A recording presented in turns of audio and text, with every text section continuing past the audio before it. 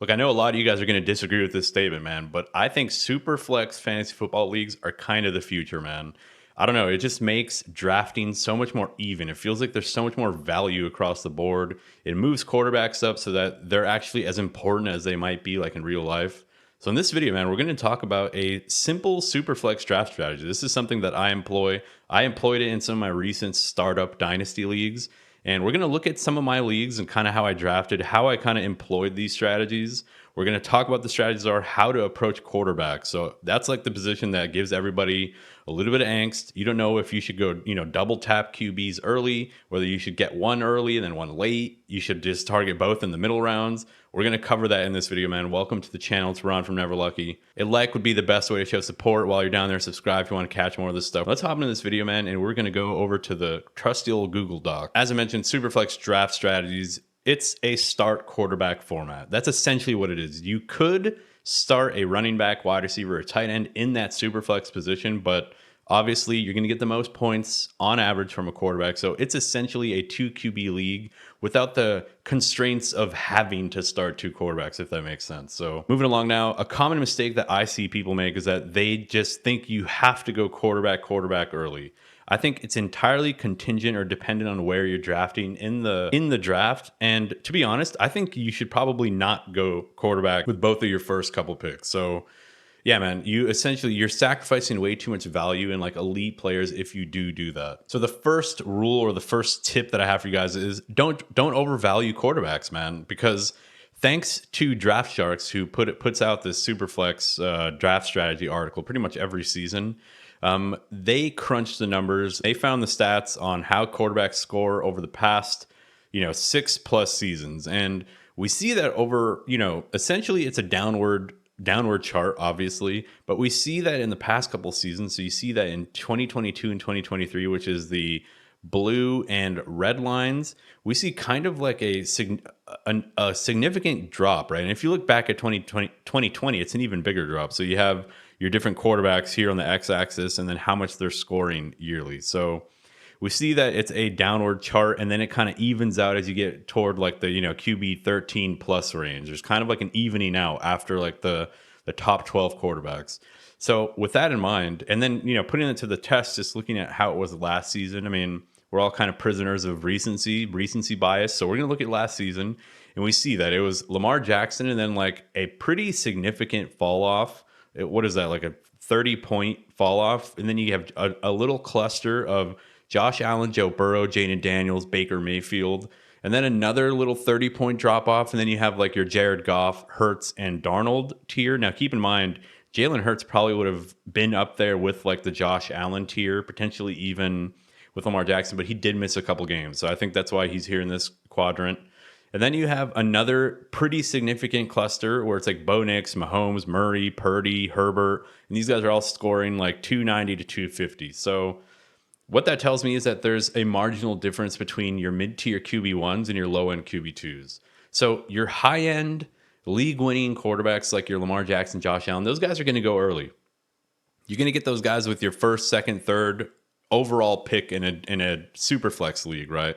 But I think after that, whether you're in dynasty, whether you're in bestball, whether you're in fucking redraft, it doesn't really matter. You don't want to then reach for a lesser impact quarterback, because while sacrifice, it's all about opportunity cost. You will then potentially be sacrificing a Jamar Chase, a CeeDee Lamb, a Justin Jefferson. So yeah, as I mentioned, key insight there is that top tier quarterbacks, they score a lot more than your elite wide receivers, and that's why you do have to take them with your early couple picks. And I think, in my opinion, going with a quarterback early makes sense if you're drafting early in the draft, right? And looking at this draft, hopefully you guys can see it well enough, but we do see that Josh Allen, Mahomes, Hurts, Stroud, Lamar is like kind of your first cluster. This was last year. This was last season in a dynasty startup. But sandwiched in between there, you do have Christian McCaffrey. So the dude who was drafting here essentially saw it this way. He had both the 1-2 and the 1-3. He takes Mahomes, and then he swings with his very next pick, and he takes Christian McCaffrey.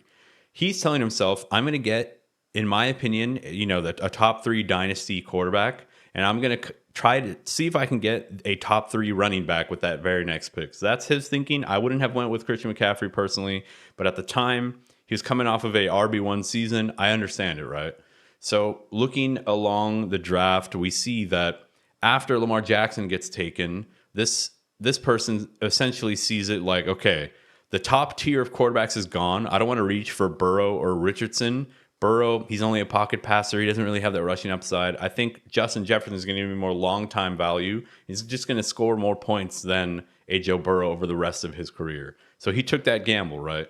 Looking at what I did over at the 111, Joe Burrow goes off the board, and to me, that was the end of a tier, right? And because I'm at the 111 and I have one person drafting after me, I'm essentially making a gamble where I'm looking at my pick and I'm saying, I know that I'm going to I have a tier, right? I know that Herbert, Murray, and Love are all dudes that I'd be happy with. So I know that even if this guy Ritsu were to take 2 quarterbacks, I'll still be happy with any of those 3, right? So I decided to go Jamar Chase. I think he's the wide receiver 1 in Dynasty, or at the time I thought he was wide receiver 1. Looks like I was right on that. And, you know, the gamble pays off. He goes with Lamb and Caleb. So I'm happy there. Now I still have 3 quarterbacks that I like.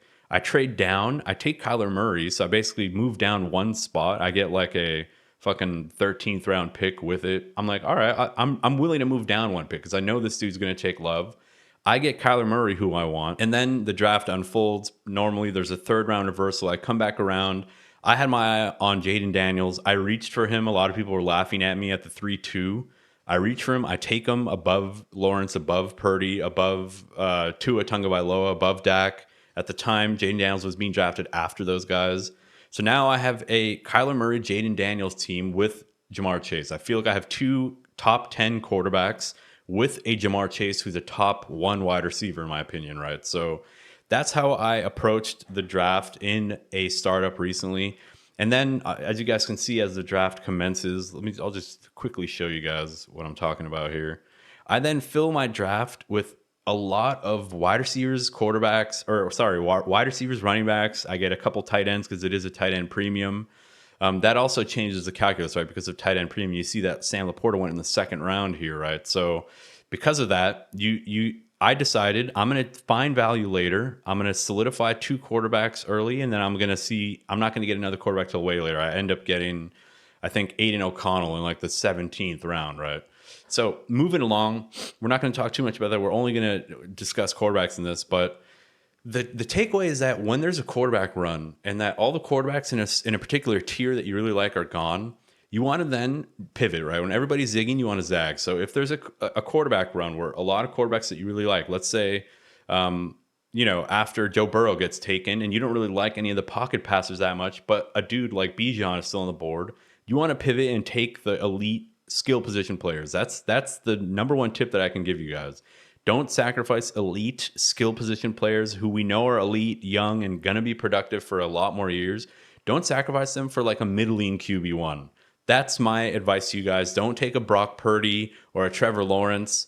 If you're sacrificing like a CeeDee Lamb, a Jamar Chase, a Bijan, I don't know, maybe you love Jahmyr Gibbs. I mean, definitely, yeah, you definitely want to take the Gibbs over like a Trevor Lawrence, even in a Superflex league. That's just my opinion, because you can fix your quarterback position every season while you can't find a Jahmyr Gibbs every season, right? That's not going to happen every year that a new influx of Jahmyr Gibbs-esque type running backs are going to be coming in. Same thing with Jamar Chase. You're not going to find a Jamar Chase in every draft class, right? But you are going to be finding serviceable, passable quarterbacks in almost every draft class. So quarterbacks are just not as scarce as elite guys. But as you get obviously toward like the QB2 range and like, kind of your lesser elite wide receivers, like your Zay Flowers is, right? Your Chris Olaves, that's when you then want to be looking at those quarterbacks, right? Because quarterback then becomes a much more scarce resource. But let's move this along. I don't want to make this video long as shit. As I mentioned, you want to target running backs, wide receivers, tight ends during that QB run. Make sure you're not getting the end of the tier, right? Don't get like the last guy in a tier. See if there's value elsewhere around, especially in any type of PPR format. Pass catching running backs, man, like a Jahmyr Gibbs, they're so fucking good, dude. They give you such a positional advantage. So let other people reach for those quarterbacks, right? Let someone else. Moving along now, the next tip is how many quarterbacks should you draft, right? So in total, how many do you want? And in like a typical 12-team Superflex league, my opinion is you want to try to have 4 quarterbacks. 2 that are reliable. They're going to be starting. As I mentioned, I had Kyler Murray and Jaden Daniels, reliable. I then want to get an upside streamer. Now, at the time, I thought Derek Carr would be that for me. I thought Derek Carr is like the perfect type of like, he's a vet. He still should play a couple more seasons where I can get some value if I need him in a pinch. Now that blew up in my face, right? Maybe I should have went with like an Aaron Rodgers who went after him, right? Because it looks like Aaron Rodgers is at least going to play one more season than Derek Carr is. And then you want like a backup lottery ticket. So if you have a Jaden Daniels team, maybe go for like a Marcus Mariota. You can get them so fucking late. Well, the benefits of that is that you have flexibility during buys and injuries, where if your dude goes down, you have a guy to slot in, right? And if you take somebody else's backup, if their guy goes down, you now have a weekly starter that you can, stream as you so choose, right? So you want to go for that matchup based streaming. You want to make sure you have dudes that have a path to starting, right? If you're going to take anything from this video, it's this next section, man. It's my sneaky strategy for finding late round quarterbacks. So how do we approach, so let's say you only take one guy or you take two quarterbacks in the first like 12 rounds and you're now looking for value late in the draft, right? So it's a pretty stupidly simple tip, but people just don't think about it enough. They don't put this to practice enough. It's stupidly simple. You want to get a backup quarterback who can become a starter from two events, not just one. First is injury. Obviously, everyone can every backup can get a starting gig after an injury. The second one is shit teams, dude. Teams that we think are going to be bad. If we think they're going to be bad, they're probably going to want to tank. They're probably going to give the second guy a look. Think about it. Happens every season, dude. Think about the Giants with Daniel Jones. Think about fucking Deshaun Watson, those couple seasons when Joe Flacco became like a league winner when he stepped in. So looking at this season, at 2025, I highlighted the teams that are projected to be bad. This is based on Mike Clay's projections as well as Las Vegas. And we have projected win-losses. So Cleveland Browns projected to be the worst team in the NFL. 4-12, that's a smash, right? You want to take the backup for Cleveland. We just don't really know, right? There's like a 4-quarterback battle going on. So dart throw on that team would be a smart thing to do, right? Now, Indianapolis Colts, I have them highlighted in like a dull baby poop yellow, because they're projected to be 8-8, but they have a quarterback problem right now. Anthony Richardson already injured. Daniel Jones kind of bad. So you can kind of take a shot on three different dudes on the Colts, right? You can take a shot on Anthony Richardson, who you can get a little bit later. You can take a shot on Daniel Jones because he might be the week one starter. You can also take a shot on fucking Riley Leonard, man, who's like an exciting rushing quarterback that they drafted this season, right? It could be that they're number one bad. Richardson gets injured again. Daniel Jones continues to be a fart. And they're like, all right, dude, let's give Riley Leonard a crack. So that's why I highlighted that name, right? There's those murky situations you also want to target. The Raiders are another team, 6-10. They're projected to be bad. You want to go for the backup there. You want to go for the starters as well. So Aiden O'Connell might also be a decent draft pick again for the Raiders. That's somebody that I'll be targeting. For the Giants, 6-10, they're projected to not be very good either. Obviously, Russell Wilson is a starter, but Jackson Dart, dude, he's a rookie. He's probably drafted a little bit higher. You're not going to get him in like the double-digit rounds in the 20s or something like that because, he's a rookie and he has upside. People know that, right? But he's a guy that you can get a little bit later in drafts because we're not projecting him to be a starter. He's kind of going under the radar at the moment. Next team is the New Orleans Saints. We know that they're projected to be the second to worst team in the NFL. There's already a quarterback conflict there, right? There's already a battle between Spencer Rattler and Tyler Shuck. So you want to take a dart throw on both of them, right? So as things clear up, as the offseason progresses, somebody's going to be named the starter. Whoever is not the starter is going to be a nice late round pick for us because that dude can easily become the starter, right? As the season goes on, they want to tank. They're gonna see what they have in the other guy. That's usually how it goes down. And the next team that I decided to highlight with our nice baby poop yellow is the Los Angeles Rams, which, funnily enough, projected to win this division. But Matt Stafford being older is a injury risk, right? It's a slightly elevated injury risk. I'm not going to exaggerate and say he's definitely going to get injured, but you then have Jimmy Garoppolo as a nice little dart throw, right? Especially if you have Stafford. The next team is the Seattle Seahawks, right? So we have Sam Darnold coming in. Yes, Sam Darnold did prove to us that he's a decent quarterback last year with the Vikings. But I think that was heavily a Kevin O'Connell factor. I think Sam Darnold is not as good as we think. They're only projected to be 8-8. I can see their season kind of getting off to a bad start with Sam Darnold. I mean, if this team ends up being bad and they end up being, last in the division, not really much to play for, I can see them completely handing the reins over to Jalen Milroe. So those are guys that I like to target later, in my drafts. Just murky situations. So using this strategy, let's see if we can apply it to last season as well as some prior seasons, right? So last season, We get Trevor Lawrence go down and Mac Jones comes in. So not only was that from an injury, it was also because the Jags were actually pretty bad. Like they were bad all season. So, he benefits from both of those factors there. Jameis Winston also in 2024, injury and the team was bad, right? When he steps in. Spencer Rattler, same exact thing. Injury, the team was very bad. Derek Carr ends up fucking retiring. Okay, to be fair, he was also bad. But, you could have seen that coming, right? In 2024, going into the season, I want to target the dude behind Derek Carr because he's a little bit older. The team is projected to be pretty bad. I can imagine them seeing what they got in this young guy that they drafted, right? Aiden O'Connell, another one. He was stuck in a QB competition pretty much the whole offseason.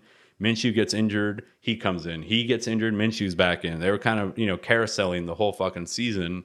And then until eventually he ends the season as a starter, Aiden O'Connell does because Minshew gets injured. So in 2023, just another example, Joe Flacco. Not only did he benefit from injury, but the team was also bad. So they're like, fuck yeah, dude, get Deshaun Watson off of our TV screens. Steps in, ends up being the GOAT, dude. He scores like 20 fantasy points a game, wins people a lot of leagues, especially in dynasty leagues where you can get him. People were able to pick him up off the waiver wire because he was a free agent. So that's my strategy, man. I hope I wasn't rambling in this video. I kind of was. But yeah, I hope you guys enjoy it. This is kind of how I approach Superflex. I think it's just good to have a strategy. It's good to know kind of how to approach the position, not panic and be like, oh, fuck, quarterbacks are drying up, dude. I got to take somebody. Like, you definitely want to have 2 reliable starters in the first, 10 rounds. I'll say that.